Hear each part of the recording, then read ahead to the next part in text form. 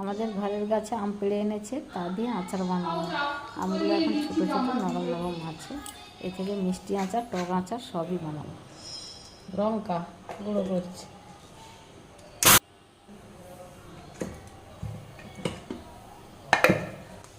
প্রথমে দিয়ে দিচ্ছি তেল 500 মতো, ফোড়ন আর শুকনো লঙ্কা দিয়েছিলাম।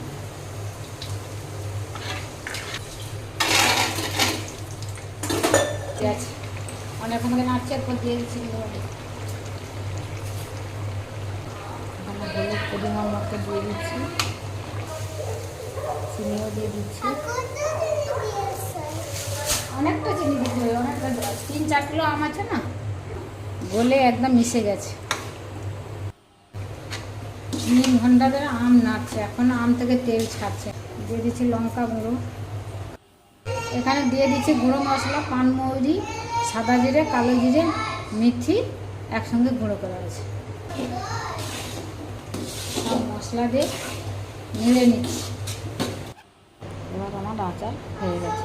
এটা হচ্ছে মিষ্টি আচার, জারি ভরে নিয়েছি। আর এগুলো রোদে দেওয়া মিষ্টি আচার করেছি। এটা ছাল সমেত একটা কাসুন্দি আচার।